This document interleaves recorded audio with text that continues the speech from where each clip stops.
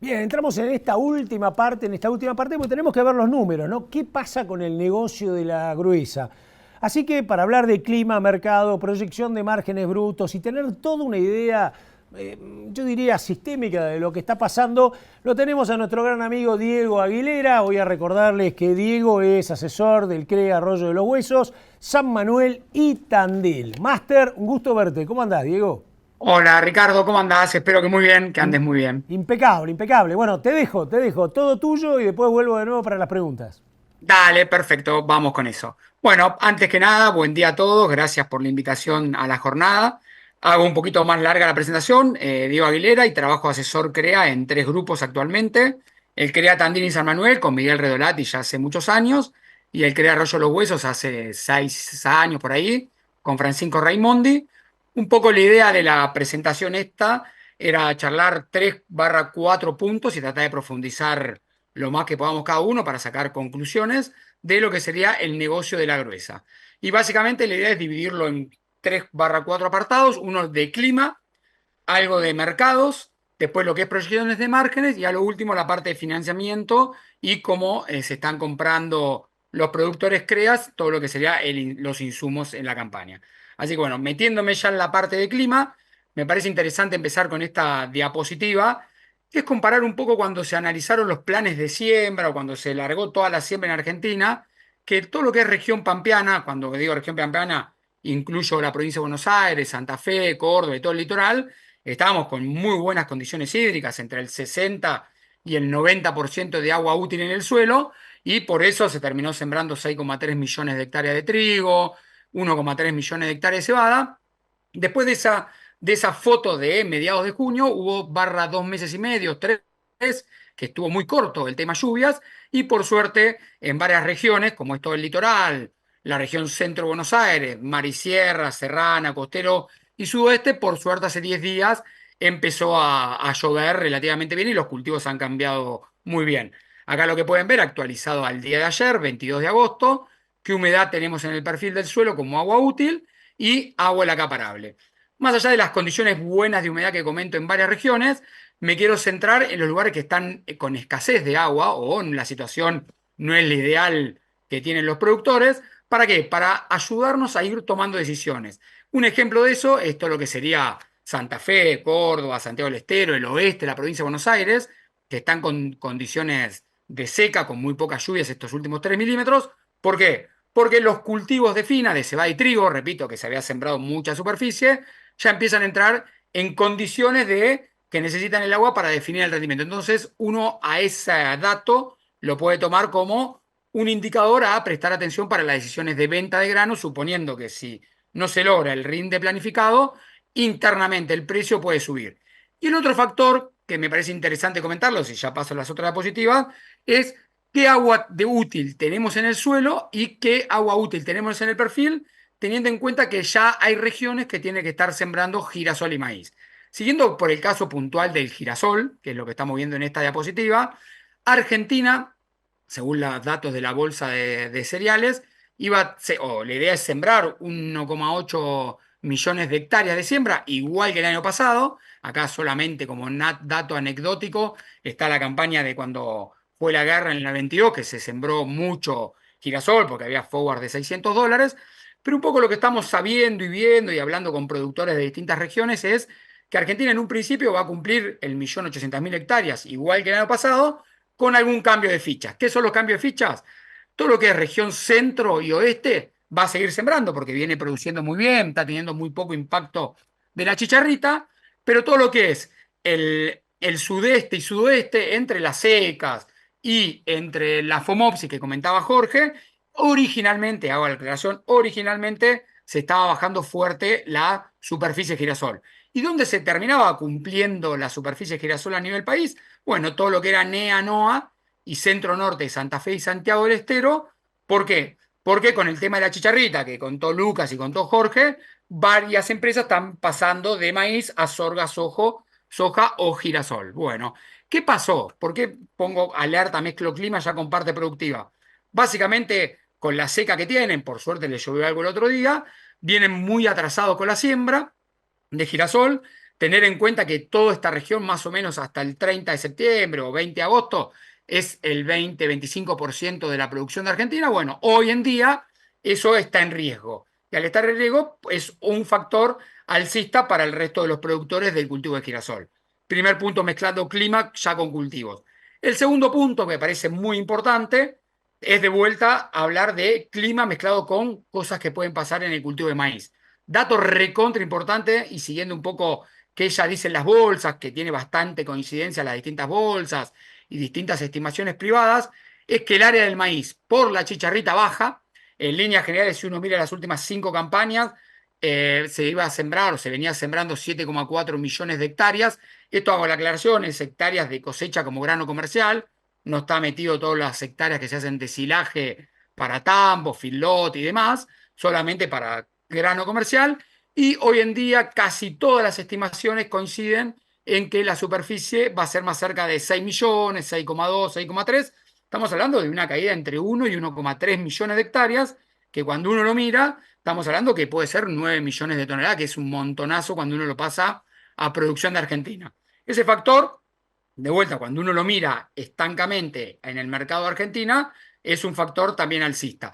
¿Dónde estamos viendo que cae fuertemente el área? Bueno, en las regiones que contaba Lucas, que tuvieron una afectación muy importante de chicharrita y donde estamos viendo que sorgo, soja y girasol estaría subiendo. Ese es el primer dato. El segundo dato, que también está bastante coincidente, es Argentina está pensando en sembrar más temprano su maíz, ¿no? Que sería un poco ver el gráfico acá abajo. Hay regiones que en general siembran temprano, como la núcleo sur, porque tiene todos lotes muy, muy buenos, pero hay otras regiones, como el norte de Córdoba, el norte de La Pampa, el oeste de Buenos Aires, que por el miedo a la chicharrita están pensando en adelantar sus siembras de maíz de tardío, que fue lo que hizo el boom de maíz en Argentina y le dio la estabilidad, a maíz temprano. Entonces, cuando uno empieza a unir, me vengo en lotes que no son tan Fórmula 1 a sembrar maíz temprano, en condiciones de humedad del suelo que tampoco son una maravilla, sumado a un año niña, para mí es otro factor alcista que tenemos internamente en el mercado de menos área y mayor proporción de temprano. Se habla que a nivel país, para considerar más o menos al 30 de noviembre, en vez de tener 40% de maíz temprano, algunas estimaciones hablan entre el 55 y 60% de maíz temprano. Así que para mí, mirándolo desde el lado ya negocio, lo creo que puede ser un factor positivo para el lado precios. Ya siguiendo con clima, esta parte la voy a contar rápido, porque Jorge ya estuvo hablando también de niño, niña, pero capaz que mirado con otro enfoque, para hacer un poquito el pronóstico de Leno, que es el niño oscilación del sur, sabrán que son como 28 o 30 modelos que tienen boyas en el Océano Pacífico al nivel del Ecuador y van midiendo la temperatura todos los meses. Bueno, esa temperatura todos los meses, cuando está por abajo de 0 grados, en general es niña, cuando está por arriba de 0 grados es niño, y dependiendo la intensidad que tenga esa diferencia o la anomalía respecto a la media, es leve, moderada o fuerte. ¿Qué dicen en general los pronósticos cuando hoy miramos los pronósticos que salen en general el 5 de cada mes?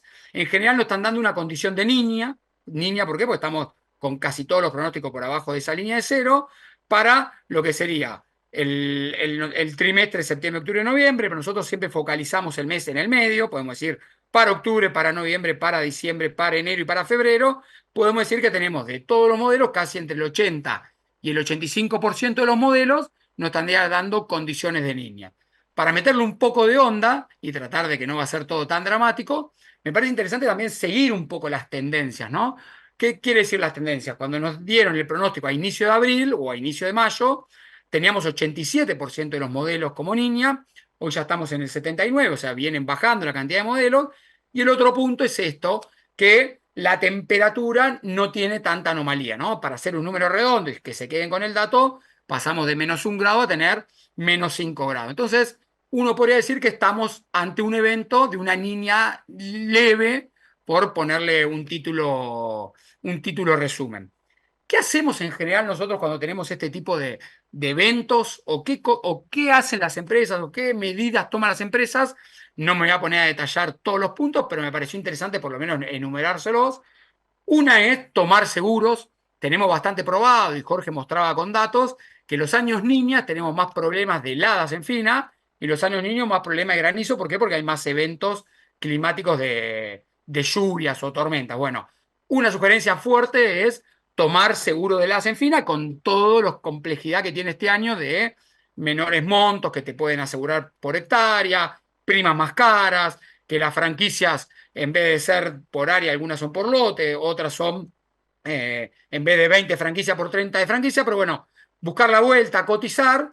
El único resumen que le digo es, para mí hay que asegurar más superficie que lo normal y lamentablemente habrá que pagar más prima y buscando se consiguen franquicias del 20% y por área. Ese sería el primer punto. El segundo punto, defina, que no es para esta reunión, pero me parecía interesante recalcarlo a nivel zonal y a nivel general. En general, los modelos de nitrógeno lo dejamos tal cual lo habíamos planificado originalmente. Creemos que no hay condiciones para aumentar porque recién acaba de llover y los cultivos cambiaron recién, y tampoco para bajar. ¿Por qué? Porque queremos que nuestras cebadas y nuestros trigos tengan el factor más cercano a 100 para potenciar el resultado global. Y el otro punto es, queremos que hacerlo lo más temprano posible para que llegue incorporado ese nitrógeno a el momento que necesitan los cultivos de elongación en 1 o 2 nudos, y preferentemente si se puede hacer con fertilizantes líquidos. Así que sería un poco las recomendaciones de la FINA: seguro, respetar modelo DN y adelantar el nitrógeno aplicado. Respecto a la gruesa, Jorge contó un montonazo de información, pero yo me quería quedar con 3, 4 puntos importantes. Uno es cuidemos el agua. Entonces, cuando pongo barbecho gruesa, quemado de verdeos y quemado de cultivo de cobertura, hoy estamos con una condición que parece aceptable, pero no hay pronóstico de que podemos tener menos agua que lo normal. Entonces, una sugerencia fuerte es cuidemos el agua que tenemos hoy en día en los suelos, teniendo los lotes impecables hasta la siembra de los cultivos. Cuando hablo de tecnología gruesa es uno ser un poquito más conservador que lo normal. Si sembraba en un ambiente A 60.000 semillas por hectárea, bajar a 55. Si usaba 120 kilos de monamónico, bajar a 100. Todo lo que es tecnología gruesa, básicamente ser un poquito más conservador. Lo que es ganadería, en general, ir viendo las cargas, ir encerrando, ir vendiendo. Y en general lo pongo como signo de pregunta si cambiamos o no cambiamos cultivos en los planes de siembra, que la idea es verlo en el resto de la presentación. Bien, siguiendo con lo climático, que quedan 2 diapositivas y ya pasamos a lo de grano. Me parece muy interesante este gráfico que termina resumiendo un poco lo que se creía de los pronósticos. Básicamente, ¿qué dice este gráfico? Es lo que yo le mostraba anteriormente de los pronósticos, según lo que te dice en cada mes, para los modelos dinámicos, qué terminó pasando en la realidad en los meses siguientes. Como un gran resumen, se puede decir que lo que dicen de enero a mayo, junio, tiene muy poca correlación. ¿Por qué? Porque enseguida vemos que las curvas bajan, ¿no? Acá está el graficado de correlación, enseguida vemos que las curvas bajan. Pero ya cuando empezamos a ver qué dice en agosto o qué dice en septiembre, que es el que va a salir dentro de 10 días aproximadamente, un dato interesante que vemos es lo que me dijeron en agosto. Si yo miro qué pasó en septiembre, en octubre, en noviembre, diciembre, enero, febrero, casi que tuvo correlaciones entre el 85 y el 95%. Entonces, me parece que son datos interesantes para tener en cuenta, y por eso se habla siempre del niño, niña, neutro y demás dentro de unas variables de la agronomía o la agricultura de Argentina y del mundo, ¿no? ¿Qué impacto tiene esto para nosotros, no? Un poco mostraba Jorge, soja de segunda es el que más nos impacta, soja de primera y maíz de primera puede tener alguna merma, girasol a veces que esté seco no suma. En nuestra región no impacta tanto, pero cuando uno lo mira a nivel general, a nivel país, y ya mezclándolo con el negocio y con las ventas, uno lo que ve en estos dos gráficos es, a nivel Argentina, está hecho por departamento. Uno mira las líneas para maíz o las líneas para soja.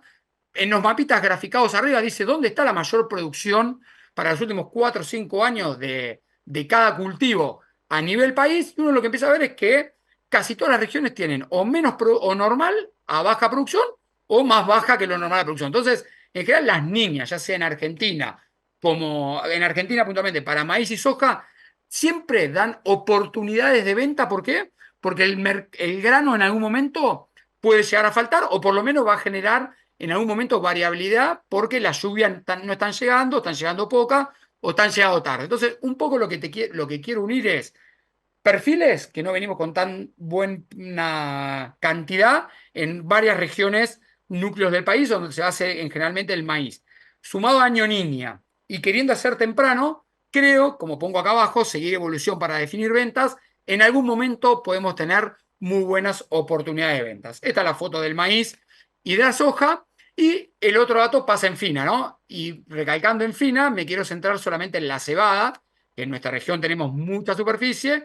Cuando uno mira qué pasa en la cebada en los años niñas, en general todo lo que es el sudoeste, Dorrego, Pringles, Puan, Coronel Suárez y demás, en general la producción es de normal a bajo o bajo, y en general si la niña o la seca es muy extrema, puede tener algún problema comercial. Entonces, una sugerencia para estos dos cultivos, que después lo vamos a ver con otro tipo de información, es por lo pronto no vender granos, porque seguramente alguna oportunidad vamos a tener, o de vender algo, que puede ser la cebada, porque lo vamos a hacer más adelante, el precio de dolor cumple con la expectativa que tenemos del negocio, no desbocarse un poco con las ventas, vender 1.500, 2.000 kilos para cubrir algo en financiero que podemos tener en diciembre, enero. Bien, resumiendo entonces, clima es, me parece importante para seguir superficie de siembra de maíz en Argentina, para seguir superficie de siembra de girasol en Argentina, qué va a pasar con los cultivos de fina y saber que los años niñas, si la de septiembre nos vuelve a decir la misma tendencia, en general vamos a tener oportunidades de venta en soja y maíz. Cerrado capítulo clima, sigo por el que se figuraba segundo en el título, que era mercados. Si esta reunión hubiese sido en junio, hubiese sido una fiesta, cuando uno mira junio, ¿no? Vemos el maíz, vemos la harina de soja, vemos el trigo, vemos la avena, bueno, el arroz. La verdad que hace 3 meses atrás, 90 días atrás, estábamos casi con 25% para casi todos los granos de más precio que la actualidad, ¿sí? Hubo algún pico de aumento de precios en el medio con todo lo que es aceite, como se puede ver en la canola o el aceite de girasol, pero fue, perdón, aceite de soja, pero fue una cuestión totalmente esporádica que después se terminó siguiendo el resto de la tendencia de los granos, que obviamente tienen mucha correlación entre sí. Esto es como la foto, para poner contexto. Me parece más importante meternos en cada uno de los 5 granos que más se producen en la zona e ir contándolo desde el lado grupo CREA que vamos nosotros y charlas que tenemos con productores, charlas de comerciales que vamos, qué estamos viendo para cada uno de los cultivos, ¿no? Acá cuando después miren la presentación o la van viendo ahora, lo que traté de mostrar con lo escrito es lo verde, que sería positivo para los granos, para el precio de los granos. En naranjita sería que genera alguna incertidumbre, que vemos después para qué lado va a caer la taba, y lo rojo, que va a haber en algunos granos, es que tendría que ser bajista o lateral para los granos. Yéndonos al mercado de girasol y adicionando a lo que les comentaba de clima en Argentina, ¿sí? Que está expresado acá, Argentina igual superficie, sube área en la zona norte por chicharrita, pero hoy está en duda la humedad. En general, el resto de los factores que estamos viendo son positivos. ¿Por qué digo positivos? Saber que Rusia, Ucrania y Unión Europea, que hacen el 70-75% de la producción mundial, de un mercado chiquitito, estamos hablando de 54, 55 millones de toneladas, está llegando a fines del periodo crítico y empezando en breve la cosecha y tuvieron problemas productivos, ¿no? Básicamente se habla de mermas que tuvieron porque tuvieron seca en gran parte del ciclo productivo. Así que ese es un factor positivo para los granos que parte lo estamos viendo hoy en día con lo que subió el girasol de abril, mayo a la fecha, pero nos pone para la campaña nueva con una perspectiva muy interesante. Y el otro punto muy interesante a tener en cuenta es que tanto Rusia como Ucrania se limpiaron mucho de los stocks que tenían. ¿Por qué? Porque tienen que afrontar los gastos que tiene la guerra. Entonces, en líneas generales, han ido vendiendo parte de sus stocks que tenían almacenados. Y el otro punto importante es, hoy estamos con muy buenos valores, que en general cuando tenemos buenos valores ahora, correlaciona muy bien con el precio de la nueva campaña, y en general, después de bastantes meses, el girasol como aceite volvió a superar al aceite de soja. En resumen de girasol, lo que estamos viendo es que los precios que tenemos disponibles hoy en día o para la campaña nueva, en nuestra perspectiva de ver las cosas, lo estamos viendo de lateral, quiere decir que sigue igual, o en algunas condiciones a que aumente el precio del grano pensando en el mediano o en un poquito más largo plazo de la cosecha actual de la campaña. Bien, esto sería girasol. Siguiendo con soja, lo hago un poquito más rápido, nos pasa todo lo contrario, ¿no? La verdad que habrán leído que el último informe de Luzda salió con una producción muy buena de soja. Acá están todos los departamentos o los estados de soja, salvo algún estado en particular. En general van a tener muy buena producción y mayor que el año pasado. Sería el primer dato. O sea, clima en USA tienen los cultivos excepcionales. ¿Cómo se ve eso? Esto era lo que decía Julio, las estimaciones de producción. Esto es lo que salió en agosto. Esto es lo que decía el mercado, salió por arriba del mercado y a su vez están produciendo más o van a producir más que el año pasado. Así que cuando uno mira mercado de soja, podrán ver así a simple vista que tenemos muchos puntos más colorados que verdes, ¿no? ¿Qué estamos viendo como negativo? Buen desarrollo de los cultivos en Estados Unidos. Segundo punto, Argentina se está quedando con bastante soja sin vender de los 50 millones de toneladas que produjo. Tercero y cuarto punto, estamos viendo un aumento de superficie en Argentina de soja y también un aumento de superficie de soja en Brasil. Entonces, cuando uno mira más superficie en soja en Argentina, más superficie de soja en Brasil, mucha superficie de soja en Estados Unidos con buena producción, son más kilos de soja en el país. Habrán visto que bajó a niveles mínimos la soja cuando uno lo mira indexado desde el 93 a la fecha, o superó la barrera típica de Estados Unidos que siempre se usa para ver las tendencias.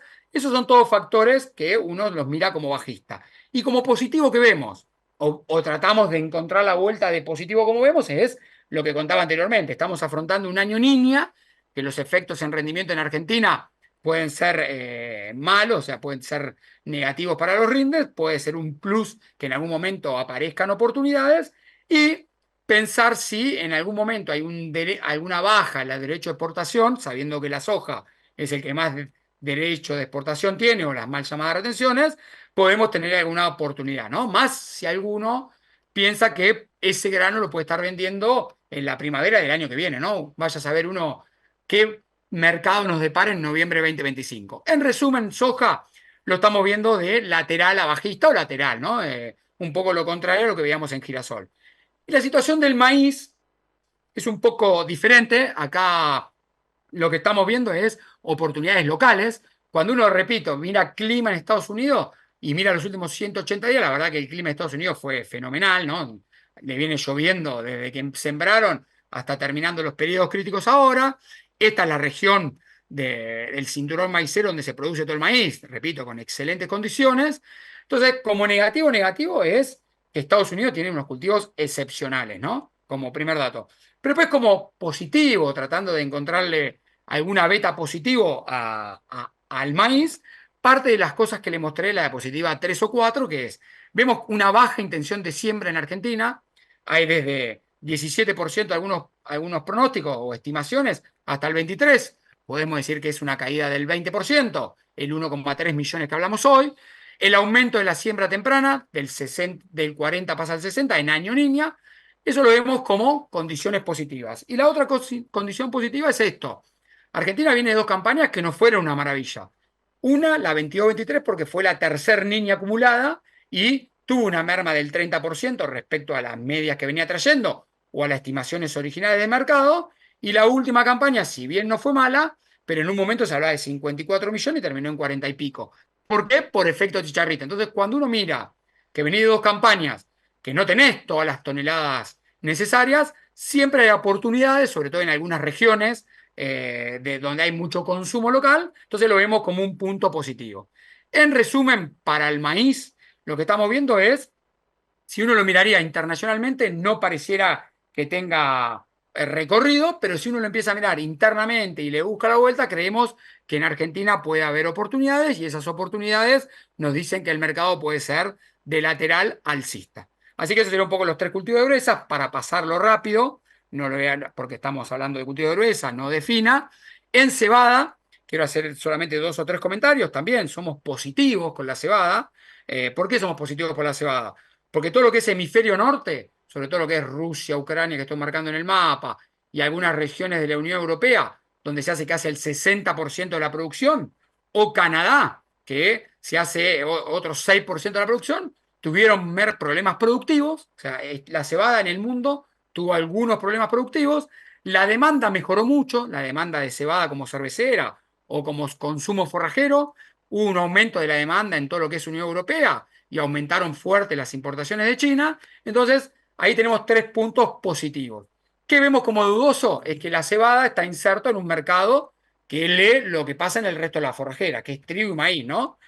Otro coso negativo, otro punto negativo es que en Australia, que es un productor que abastece mucho a China y que produce como Argentina el 10% de la producción mundial y es en otro momento del año, porque estamos en el hemisferio sur, los años niña, todo lo contrario a lo que nos pasa a nosotros, a ellos les llueve bien. Entonces, sería un factor negativo para los precios y seguir lo que les contaba hoy, el clima de todo lo que sea sudeste, donde se hace el 90-95% de la producción en Argentina.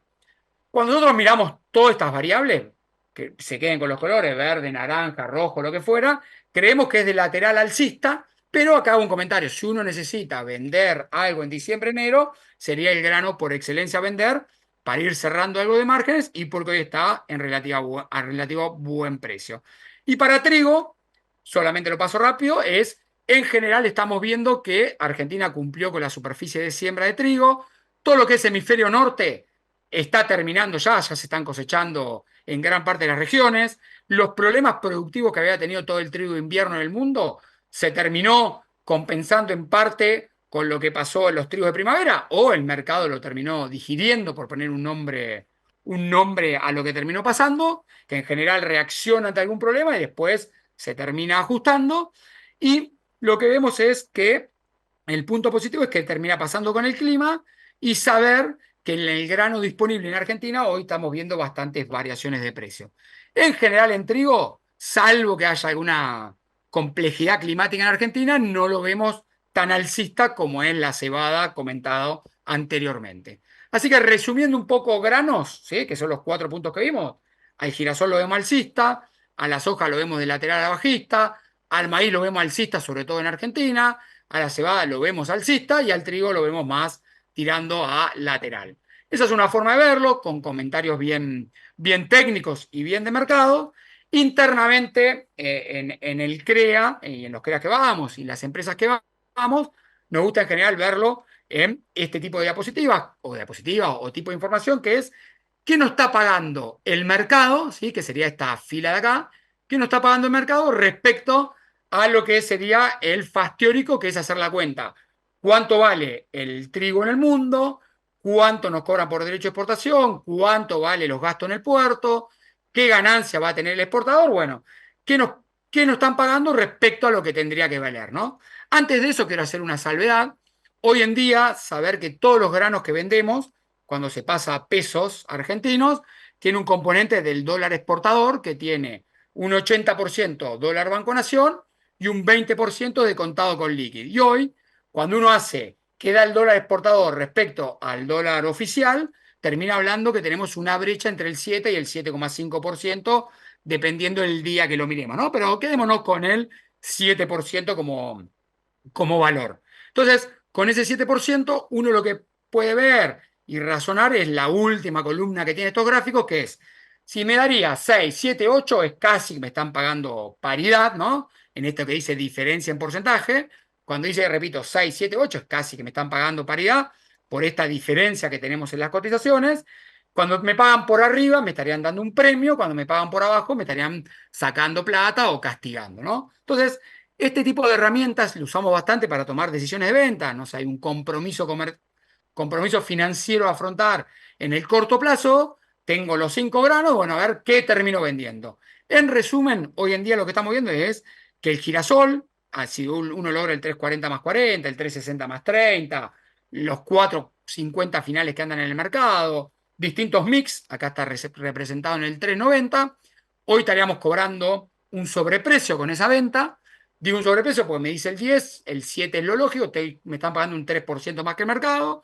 El otro grano es el maíz disponible, a pesar de la baja que tuvo el maíz, hoy sigue estando premiado ese maíz y la soja, algo también funciona. Entonces, en líneas generales, cuando uno se junta con los productores o estamos en alguna reunión, en líneas generales decimos, che, ¿qué vendemos? Y primero girasol, después maíz, después soja. Y lo que estamos viendo es que habría o tendría quita todo lo que es cebada hoy en día, tanto cervecera como forrajera, y el trigo disponible.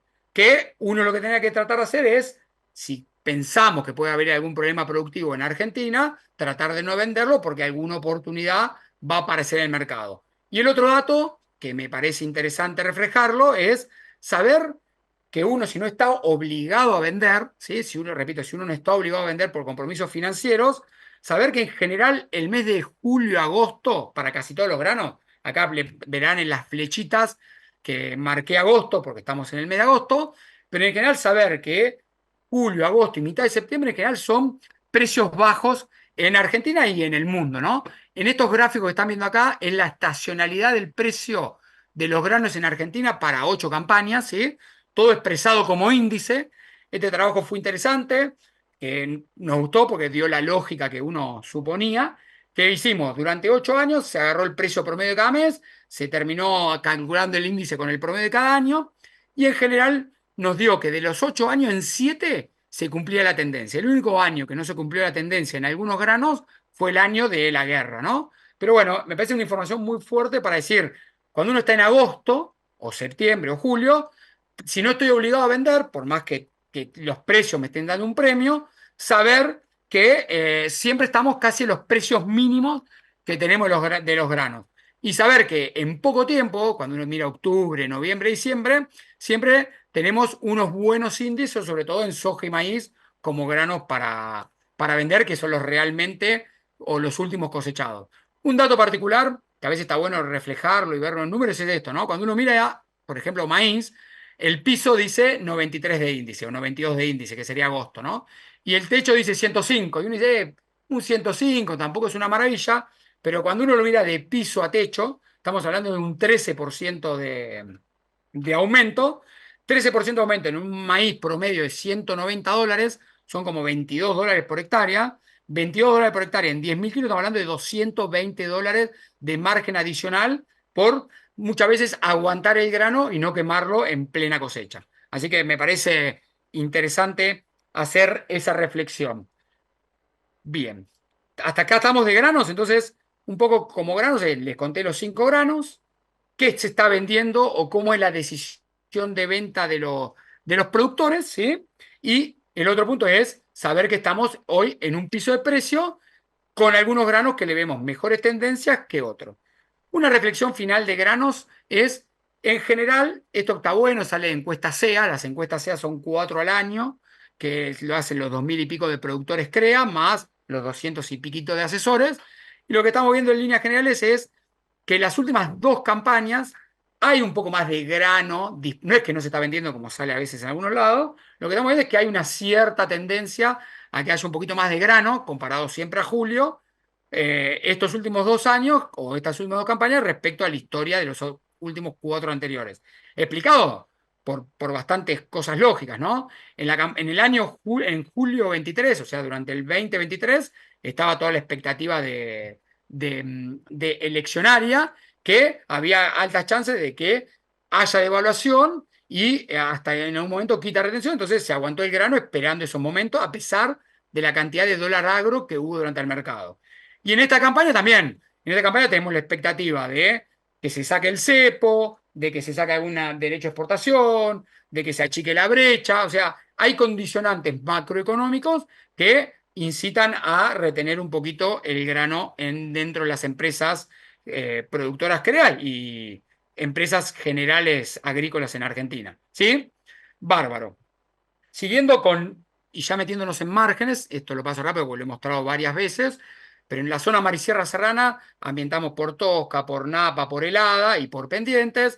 En base a esos 4 factores de la ambientación, en general separamos un ambiente de loma, donde tenemos menos probabilidades de helada, alguna restricción de profundidad del suelo en cuanto a superficie, por eso los cultivos de finas salen más beneficiados que los de gruesas, y en general no hay napa, y en los cultivos de bajo, de ambiente de bajo relieve, pero alto potencial, entran todos los cultivos de gruesa, básicamente porque no tienen anegamiento, porque sube la napa o porque no se helan los cultivos, ¿no? Entonces, como resumen es, en los ambientes de loma va la fina con su respectivo doble cultivo, y los ambientes de bajo va una alta proporción de cultivos de gruesa en líneas generales y atravesando todas las zonas.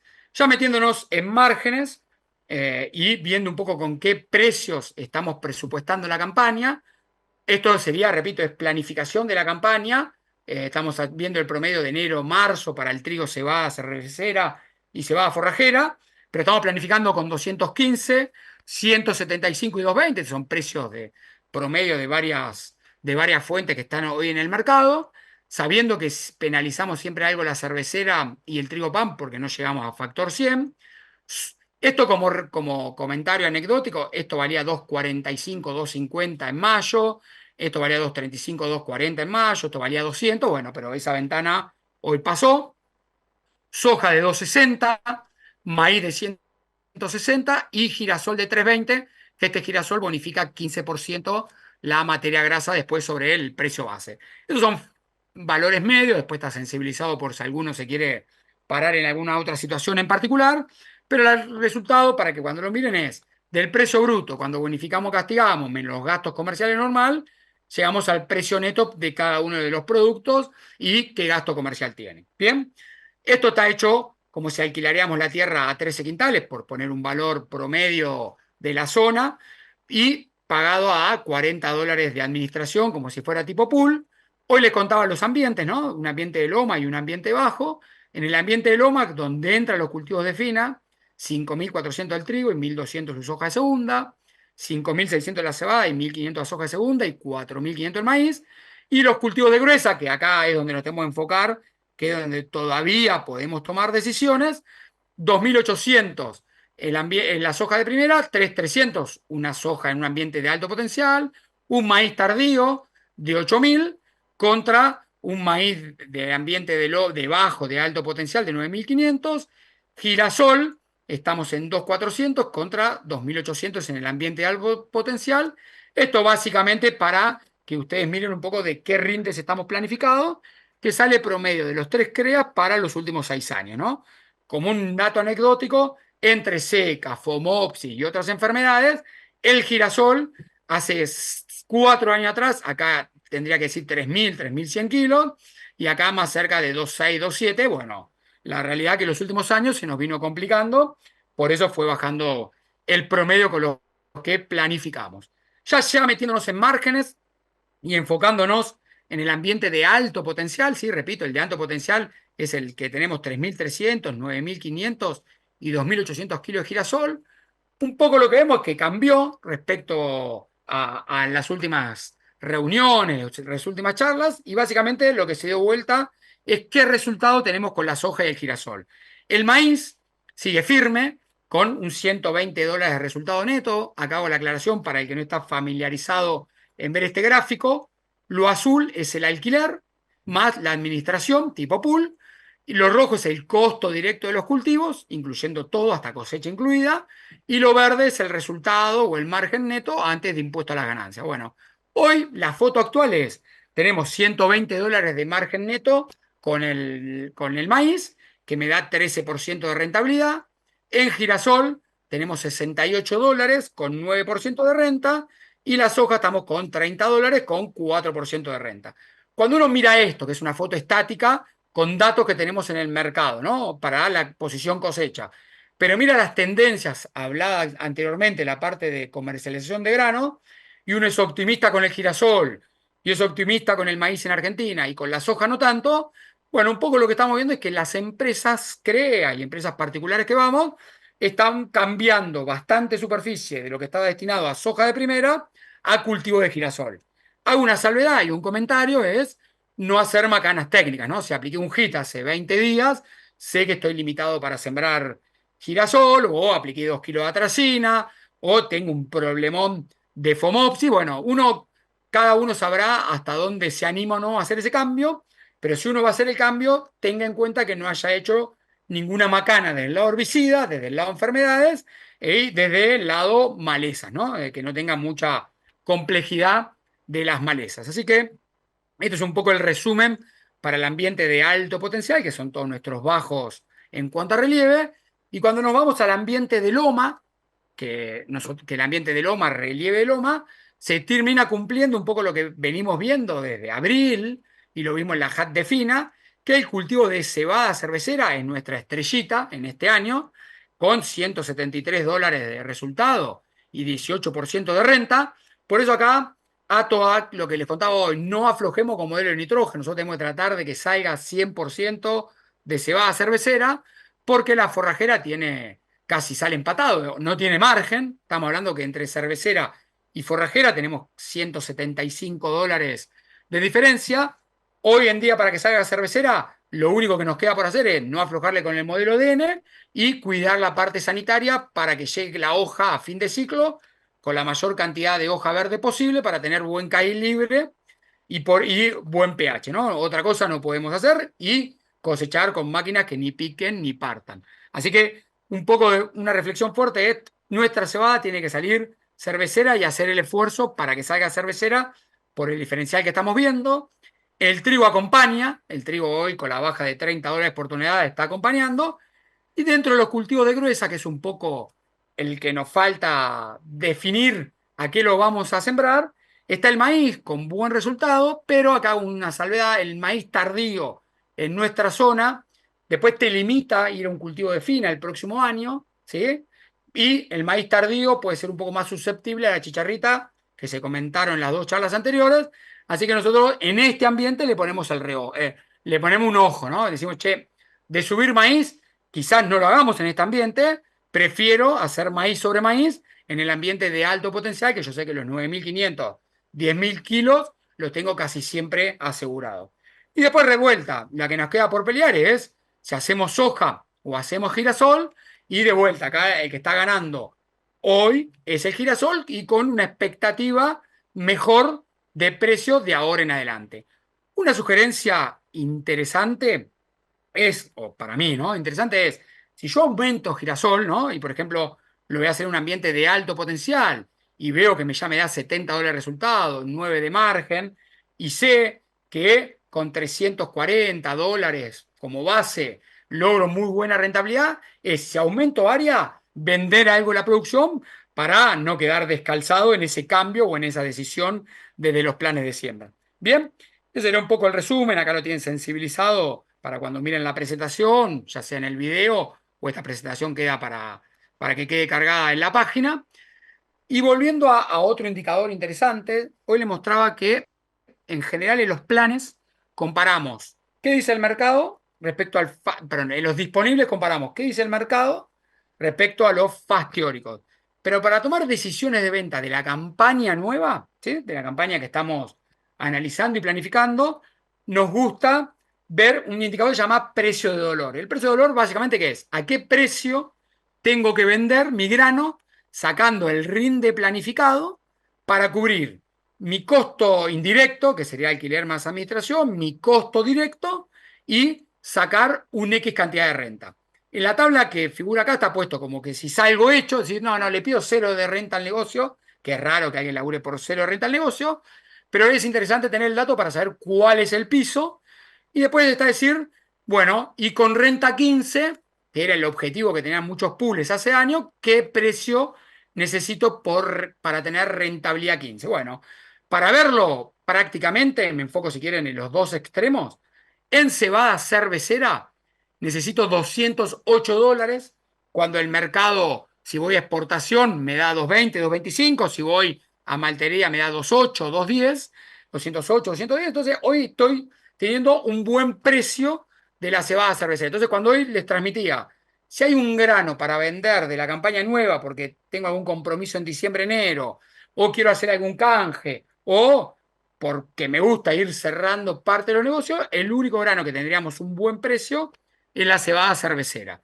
Todo lo contrario, después lo miran en detalle qué pasa con el trigo, que da -4, o sea, nos está faltando muy poquito, necesitamos $223, o maíz, tenemos un -7, que nos están faltando entre $2 y $5 nomás.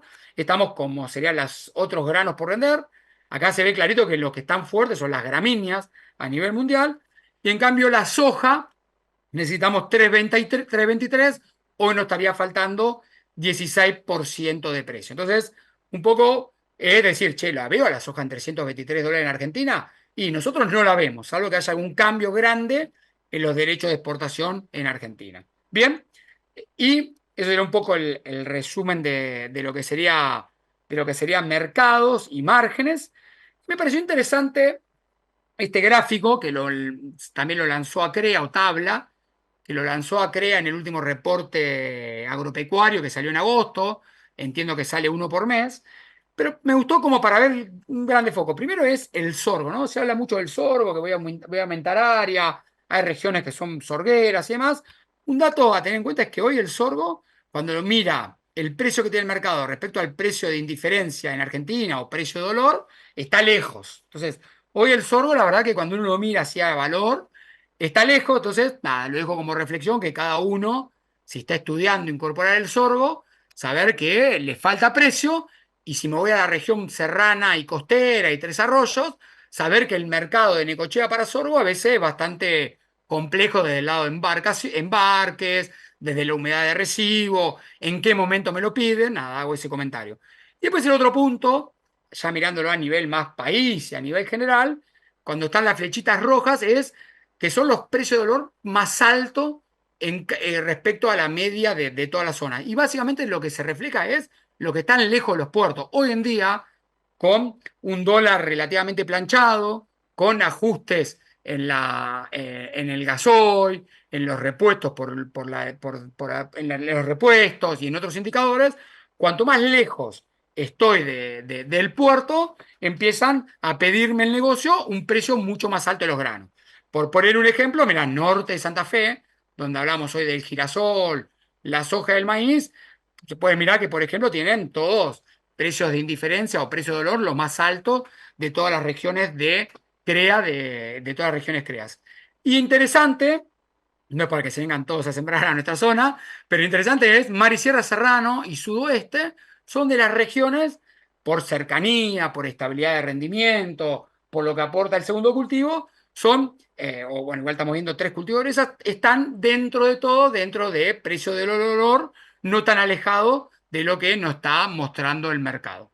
Bien, un poco qué hicieron las empresas CREAS con todo esto, ¿no? Pasó, pasó el primer foco de mayo, junio, donde hicieron los planes, que la FINA siempre dio más, y Jorge lo mostraba hoy en una diapositiva de abril y mayo, que la FINA era el cultivo por excelencia. Lo que vimos en los tres grupos CREAS es que aumentó la FINA, veníamos de tres campañas, que esto ya es gestión, estos son la 21-22, 22-23 y 23-24, tendría que decir acá, esto es gestión. ¿Y qué pasó con el plan, no? El plan, lo de FINA ya está realizado, lo de Gruesa es lo que falta definir. Lo que vimos así, como primer gran factor, es que todo lo que es trigo y cebada aumentó superficie, casi en valores absolutos del total de superficie, un 10% en cebada, un 4 o 5 en trigo, y pasamos de tener un 45% de fina a tener más cerca de un 55% de fina. A priori, pareciera que este cambio resultó beneficioso. En esos planes de junio-julio, el que bajaba fuerte es el girasol, en detrimento de la soja, y hoy lo que estamos viendo es que ese variable está cambiando nuevamente y lo que había perdido el girasol se lo está tratando de recuperar la soja y el maíz manteniendo o subiendo superficie. Esto es a nivel de tres grupos CREA, que va desde Olavarría casi hasta Necochea, Pieres y demás, pero cuando uno lo mira a nivel CREA general, de vuelta acá salió en las encuestas SEA, que me parece una información muy interesante, se ve un poco lo que fuimos charlando en varias diapositivas de la presentación, ¿no? Aumentó fuerte soja de primera respecto a la campaña anterior en un 5,7%, aumentó trigo por esos buenos precios que había en mayo-junio y la humedad que teníamos, ¿sí? En un 3%, y lo que baja fuerte es el maíz tardío por el riego a chicharrita y algo baja el maíz temprano, ¿no? Entre este maíz tardío y este maíz temprano está explicado a nivel país, pero este gráfico es de CREA, el 1,3 millones de hectáreas que le comenté anteriormente. Esto un poco refuerza todo lo visto con datos concretos estimados de los productores. Todos los gráficos que les mostré son de la zona Mar y Sierra Serrano, pero como entiendo que hay de varias localidades, me pareció interesante solamente comentar por arriba qué está pasando en otras regiones, ¿no? Y cuando digo otras regiones es sudoeste. En el sudoeste básicamente pasa lo mismo que en nuestras lomas, ¿no? La cebada es el cultivo por excelencia, el trigo acompaña pero con margen chiquito, el maíz acompaña, sobre todo acá se hace mucho maíz tardío, y soja es el patito feo de la boda, ¿no? y el girasol recuperando terreno con el aumento de precios. Esto sería sudoeste.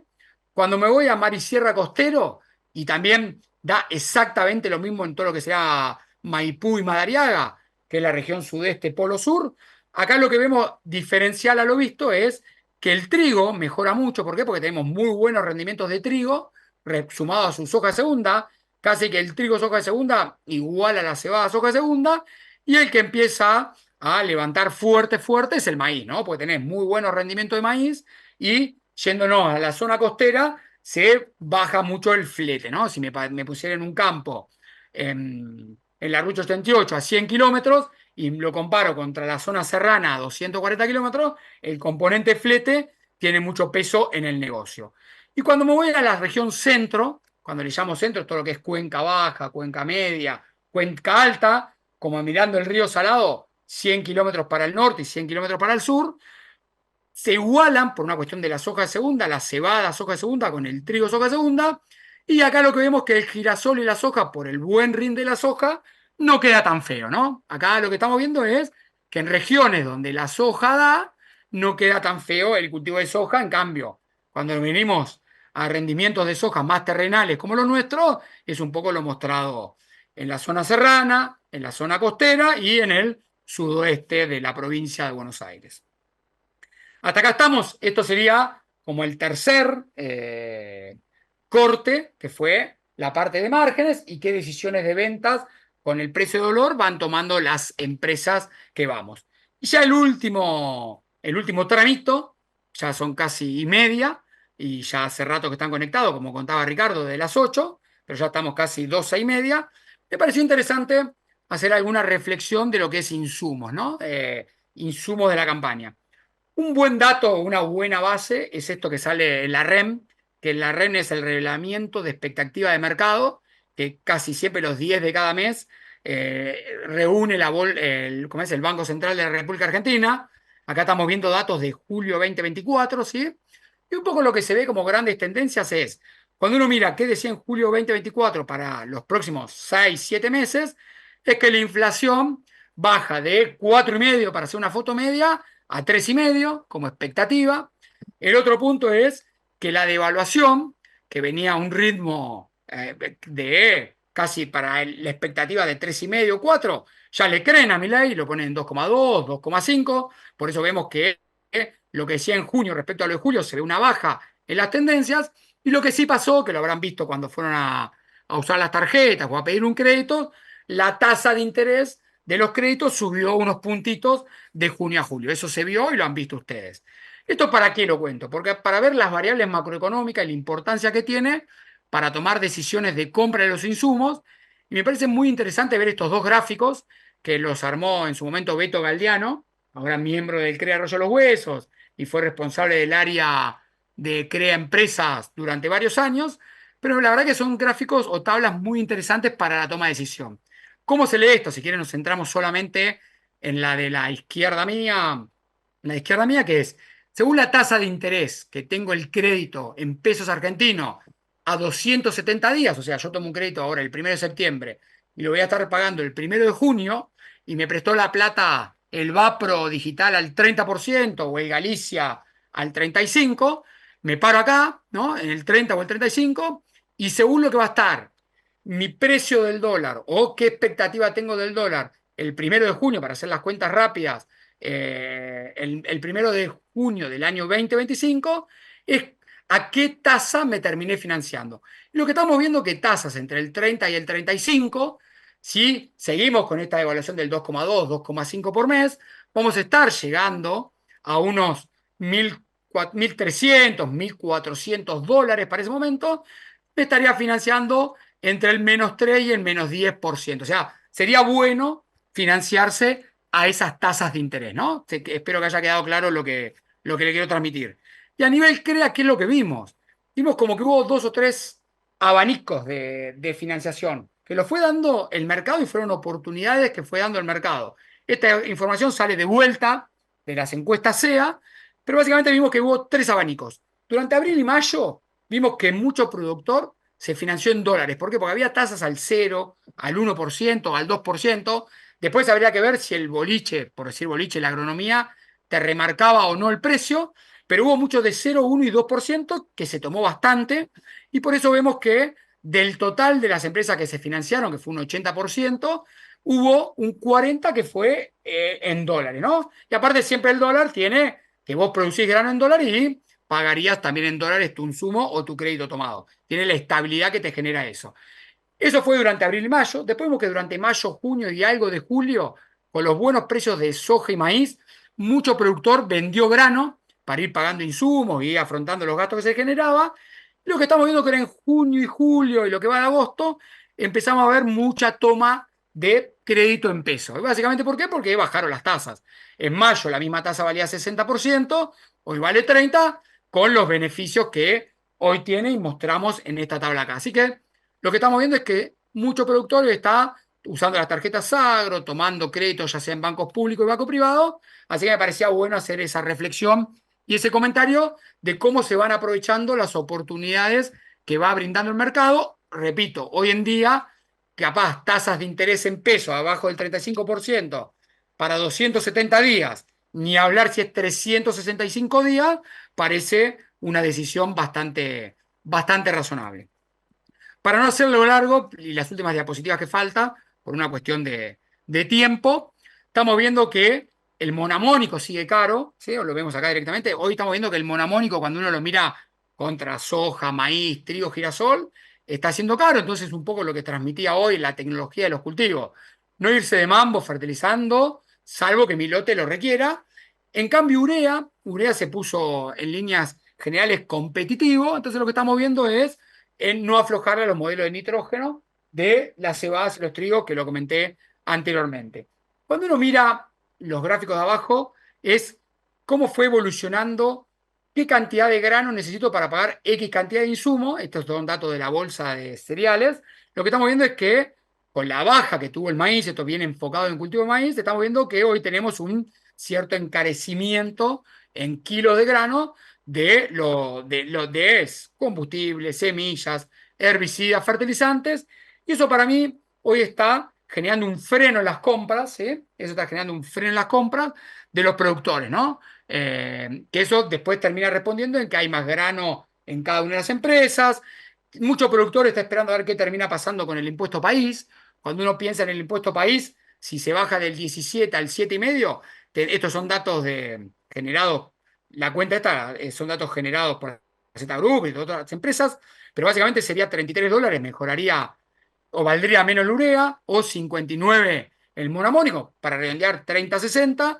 Entonces, hoy en día hay mucha freno en las compras de los insumos porque se espera, ojalá, alguna posible mejora, ya sea en los fertilizantes como en el resto de los granos. Para demostrar esto, de vuelta me pareció interesante, ya estoy terminando, son las últimas dos diapositivas, me pareció un poco interesante reflejar qué pasó con las compras, ¿no? Mucho productor termina diciendo, che, no he comprado nada, no sé si estoy bien, estoy mal. Bueno, mal de mucho consuelo es un consuelo. Para transmitir en líneas generales, semilla, cuando uno mira el gobierno de Alberto, o sea, los 4 años de Alberto, a julio estaba comprado el 70% de la semilla de los cultivos. Y hoy está comprado la mitad. En fertilizante lo mismo, estaba comprado el 50, está comprado la mitad. En herbicidas te diría que es menos, en vez del 50, en herbicidas o fitosanitario en general, en vez del 50, se había comprado el 20. Entonces, en líneas generales, hay mucho menos compra. Esas compras para mí reflejan dos o tres cosas. Algunos precios de los granos no gustaban, por eso no se vendían. Segundo punto, está la expectativa de la saca de impuestos. Tercero, aparecieron oportunidades de crédito, hablado en dólares en un momento, en pesos en otros. Entonces, un poco creemos que responde a esa información. ¿Qué estamos sugiriendo ya nosotros, casi 1 de septiembre? Es avanzar con las compras de semilla de maíz. Ya estamos, para querer seleccionar los buenos híbridos en cuanto a potencial, estabilidad, mejor comportamiento para chicharrita. Estamos avanzando con las compras de los semillas de maíz. Estamos avanzando con toda la compra de semillas de soja, sobre todo tecnología en LIS, que estamos viendo que tiene muy buenos rendimientos, y ni hablar lo que es el control de malezas, sabiendo que en algunas regiones hay un poco de problemas en cuanto a la calidad de la semilla de soja. Entonces, no dormirme para conseguir la semilla que quiero. Girasol, por el momento creemos que hay disponibilidad, pero si vamos a aumentar área, quizá conviene ya ir cerrando gran parte. Las estrellitas las puse yo viendo un poco lo que pensamos. Y sorgo, si alguno va a sembrar sorgo, granífero casi no queda, así que casi que hay que cortar esta reunión y salir a comprarlo. Después, en lo que es insecticidas, fungicidas, fertilizantes y herbicidas, te diría que prácticamente no estamos comprando nada, lo vamos a ir comprando en la medida que se necesite.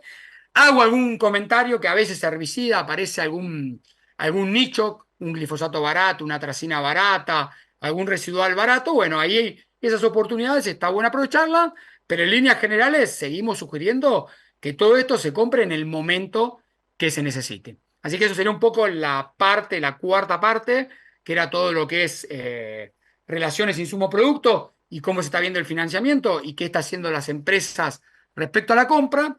Y como conclusiones generales de la presentación, es parte de lo visto, pero me parece bueno que les quede escrita y reflejar alguna. Lo que hablaba de los insumos, no desesperarse en comprar, solamente los insumos claves, comentado anteriormente. Saber que la cebada, su forward ya llegó al precio de dolor, entonces si uno quiere vender, podría ser el grano a vender. Maíz y trigo están cerca, usarlo como una moneda de canje, puede ser una alternativa. Hay varias ofertas de comprar semilla en canje maíz, entonces, por ejemplo, puede ser una alternativa a tener en cuenta. Ser flexible con los planes. Che, Diego, me gustó lo que dijo, pero todavía no estoy tan convencido si voy a girasol o soja. Ahora que vienen varios barbechos post lluvia, dejarlo abierto, no meter ningún herbicida que me ate la rotación. Saber que con estos precios y márgenes todavía estamos en tiempo de cambiar los planes de siembra y al cambiar los planes de siembra podemos mejorar el resultado global. Seguir de cerca todo el pronóstico climático y qué ajustes hago en los planteos técnicos. Lo de financiamiento me parece clave en este nuevo agro y estas nuevas condiciones macroeconómicas que tiene el país. Si voy en pesos o voy en dólar, hoy en día, repito, pareciera que pesos es la alternativa. Y como siempre, ¿no? Respetar los protocolos de cultivo, todo lo que contó Jorge a la mañana, eh, estudiar y analizar y reunirse con otros productores para seguir el financiamiento, las ventas, analizar las relaciones insumo-productos, creo que son todas variables que cada vez más nos pide un negocio, que el negocio está chico, está chiquito, la verdad que hoy el negocio cuando lo vimos poco verde arriba de esa línea azul y de los gastos indirectos y roja los costos directos. Bueno, entonces saber que cada variable que ajustemos en los distintos nichos o departamentos de nuestras empresas nos permitirá potenciar el resultado global.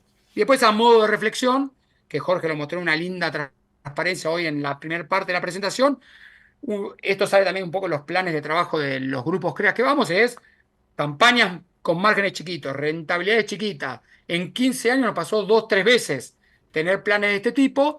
Creo que nos invita a repensar nuestros modelos productivos. Y cuando hablo de repensar nuestros modelos productivos es crecimiento vertical, crecimiento horizontal, potenciar hacer alguna especialización, generar algún otro negocio paralelo al campo. Bueno, creo que son todas pensamientos o ideas que cumplen muchas funciones hoy en día y está bueno por lo menos meterlo en la agenda de cada una de las empresas. Así que de mi parte, no mucho más. Vi que cumplí el horario, 1,2 segundos, 1 hora, 2 minutos. Así que nada más. Muchas gracias y mucha suerte con las siembras de cultivo de dureza que están por comenzar. Impecable, Diego, impecable. Tengo algunas preguntitas para hacerte. ¿Estás listo? Sí, dale. Bien, va una. ¿No te parece que el FOB argentino de trigo está muy caro con respecto a nuestros competidores para el mercado brasilero? ¿Eso sería bajista para enero 25? ¿Cómo la estás viendo? Sí, eso está buena pregunta. Sí, eso está perfecto lo que dicen. El FOB nuestro está caro respecto a lo que tendría que valer. Lo que, repito, es un poco lo que pienso para nuestro trigo de enero, febrero, marzo, que lo pasé por alto, pero cuando uno mira la estacionalidad de precios, si uno podría salir de ese piso de enero, febrero, marzo, el famoso segundo semestre para vender los trigos o las ventanitas que siempre nos da abril y mayo, yo creo que el trigo, más allá de la cuenta global y la cuenta argentina, repito, creo que tenemos oportunidades si se afirma la niña a nivel país, ¿no? Y repito, estamos en momentos críticos para muchas regiones. Si de acá a 1 de octubre, que son 35 días, no tenemos buena recarga de perfil, hay varias regiones que sembraron trigo que no van a tener los excelentes rendimientos que queremos. Entonces, yo creo que ahí va a haber oportunidades para que aparezca algún buen precio forward en diciembre, enero, febrero, y saber que de no aparecer en ese momento va a haber menor producción en Argentina y sí va a aparecer algún buen precio en abril, mayo en adelante, ¿no? Como siempre aparecen esos sobreprecios en los famosos guardados para el segundo semestre al trigo, que siempre vale, bueno, ese dato siempre va a valer, siempre y cuando, repito, tengamos calidad, ¿no? Y cuando Claro. hablo calidad es tener pH y proteína, que es o gluten, que es lo que hoy piden como foto media cualquier comprador. ¿Pensás que con las altas posibilidades de quebrantos los precios de arrendamientos pueden bajar? Si es así, ¿cuándo? Sí, mira, un poco lo que está muy buena pregunta. Un poco lo que estamos viendo, bueno, yo puntualmente trabajo en un pool de siembra o un grupo de siembra que es Adli, que hace varios años, y en general muy pocas veces vimos que fue a la baja los alquileres agrícolas, ¿no? La verdad que cuando uno mira el contexto, ya ha entrado gente al negocio de otros rubros. Hoy el negocio agrícola está maduro, cada uno sabe o ha mejorado cómo vender y demás. Creemos que en muchas regiones quebrantos fuertes, no los vemos, no los vemos. Y después lo que vemos es que siempre hay jugadores, ¿no? Ponerle una región, le fue mal productivamente, y capaz que fue otro jugador, cuando hay otros jugadores, otro grupo de siembra, a sembrar esta región que venía con buen financiamiento, con buen manejo, y terminan entrando en la zona y se terminan o valiendo igual o hasta aumentando el precio. Un ejemplo puntual fue, así como anecdótico, en enero, febrero y marzo de la campaña, de esta campaña, o sea, del 2024, que era para empezar a alquilar campos en la 24-25, uno cuando hablaba internamente decía, no, la verdad que los alquileres tienen que bajar un 10-15%. Un ejemplo puntual, no, voy a salir a alquilar este campo en febrero o marzo te va a valer un menos 15% en quintales de soja, más allá del dólar por hectárea, por todo lo que estamos hablando de la macro, ¿no? La macro o el negocio puntual en sí. Y lo que terminamos viendo es que no solamente no bajó el 15%, sino o valía igual o aumentó el precio y se han perdido millones de campos o se pierden campos. Entonces, creo que eso lo veo complejo que varíe en el corto y mediano plazo. Quizás en el largo plazo, ya con contextos mucho más cambiantes de no cepo, de no derecho a exportación, si uno cree en el país y en el gobierno, ahí podría haber cambios más estructurales, pero en la coyuntura actual no la veo. Ok, te hago un par de curiosidades mías, ¿no?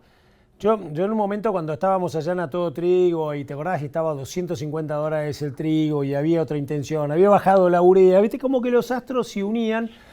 Yo me tiraba ahí, y siempre jorobo con lo de Federación de Acopiadores, ¿no? El 7x3, ¿viste? 7x3, 7x3,3, entonces, ¿viste? Siempre tratando de pensar en grande.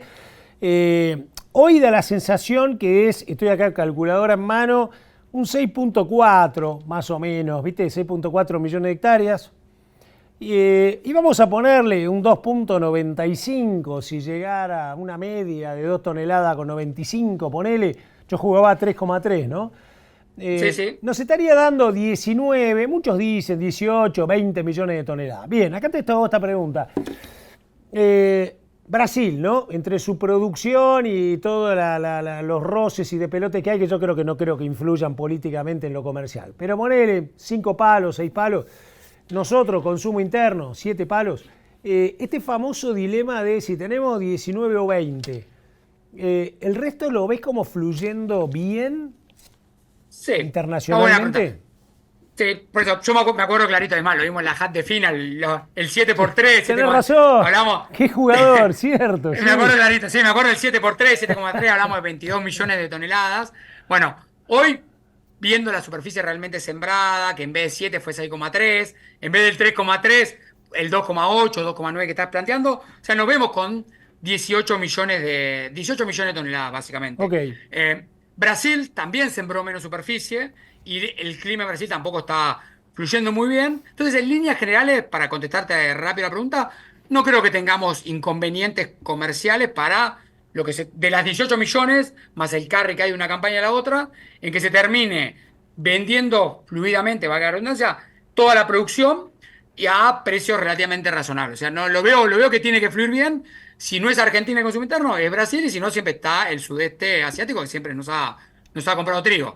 Lo que sí es cierto es, cada vez está más finito el tema calidades, ¿no? Hoy tener pH 68, 70, cuesta un Perú conseguirlo. Tener glútenes abajo de 20 o que no liguen, cuesta mucho conseguirlos. Eso lo pasé por alto porque no era en la reunión en sí hoy. Lo que estamos viendo en líneas generales es mucha diferencia entre un trigo malo, de calidad, con uno que tenga algo de calidad, ¿no? Claro. Pasar a 24 de gluten y 74 de 24 de gluten y 74 de pH contra uno de pH 70 y no tener gluten, estamos hablando de 40, 50 mil pesos de diferencia. Bueno, eso es otro negocio, es jugar en otra liga. Ok, ok, ok. Eh, Te hago otra pregunta. Dentro de tus cálculos o hipótesis, esto es pura magia, ¿no? Pura magia. Vamos a suponer que realmente el presidente llegue a fin de año y quiera darle algo al sector que, vamos a ser sinceros, durante 16 años los no fueron nunca a la rural, el tipo fue, puso la cara, no tenía mucho para dar, todo el mundo le pide, ¿no? Pero el flaco diga, che, hago la cuenta de trigo, a ver, tiene 12, le bajo la mitad, o les doy la sorpresa y le bajo todo, no lo sé. ¿Vos tenés alguna idea, algún supuesto de que pueda ocurrir? Y suponente que ocurriera, ¿te cambia mucho la cuenta si te bajan las retenciones a la mitad? Si te la baja entera, calculo que sí. Sí. O si te levanta en realidad un poco la autoestima, decir, che, alguien una vez me está golpeando la espalda, ¿no? Tiene mucho de místico en realidad mi pregunta, porque lo No, pero está económico me... bueno. Sí, mira, cuando uno mira qué retención o qué derecho de exportación tiene la cebada, el trigo y el maíz, los tres granados tienen el 12%, el girasol tiene el 5% y la soja tiene el 30 y pico, ¿no? Entonces, si vos decís, si uno, o qué metemos en los márgenes, si uno dice qué grano sería el que más le tendría que sacar retenciones o el que más impacto va a tener, obviamente que es la soja, ¿no?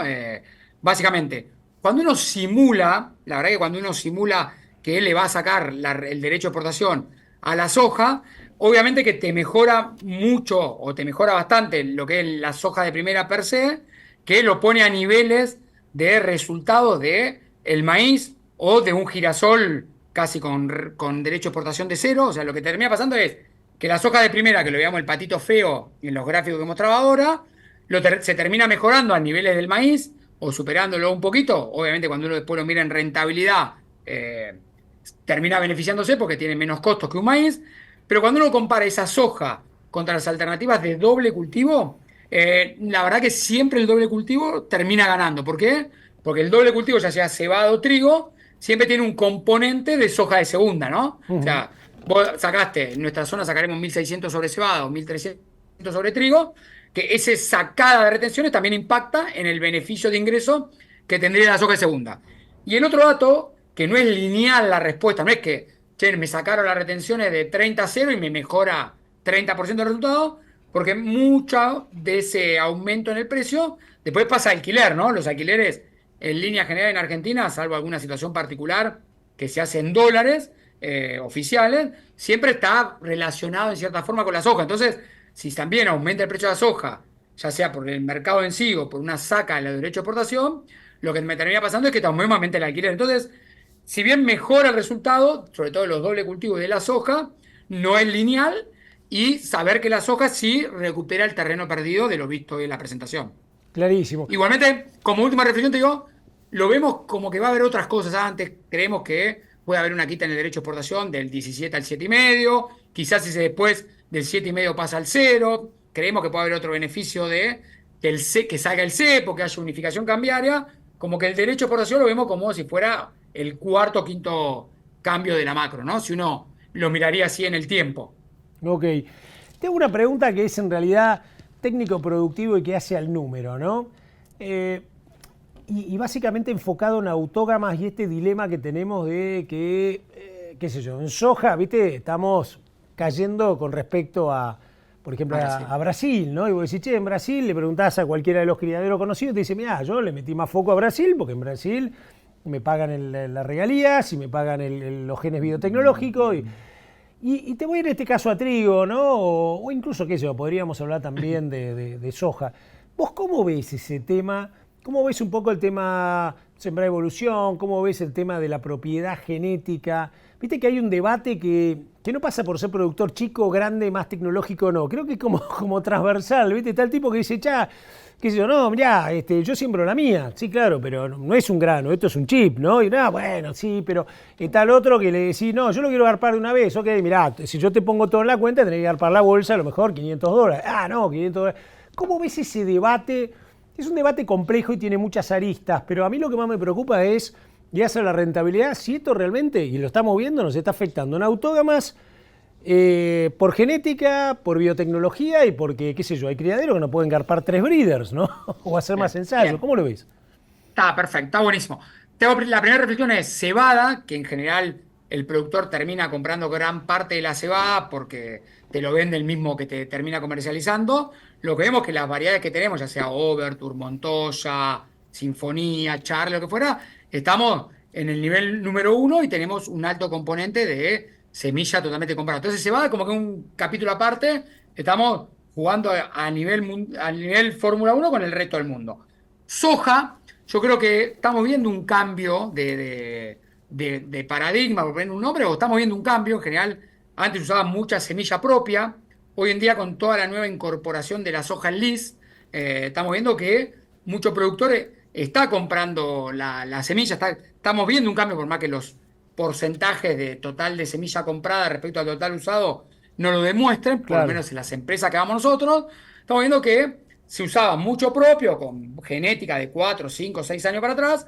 Hoy en día, con todo lo que es soja lis, que vimos que enseguida se ayornó en rindes a los buenos híbridos, a las nuevas variedades del mercado, estamos viendo que el productor está cambiando un poco de ir comprando cada vez mayor cantidad de semilla original o hecha por el criadero. ¿Para qué? Para no quedarse atrás en esa mejora genética, ¿no? Ujú.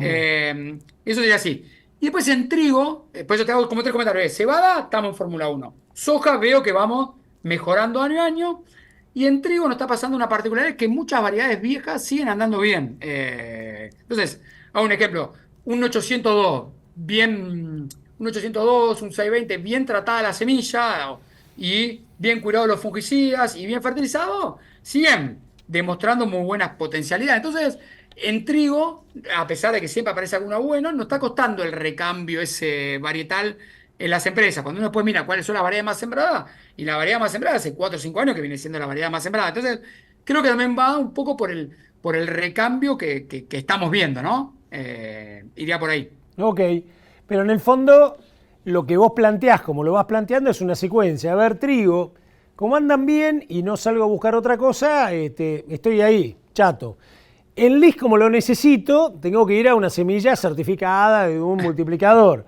Y en cebada, que es un clúster, ¿no? Que ese es un tema que un día te voy a llamar para hacerte una entrevista, que es el clúster de la cebada, que me parece magnífico. Yo creo que ya es un clúster, como si fuera el del vino, el de la metalmecánica o el algodón.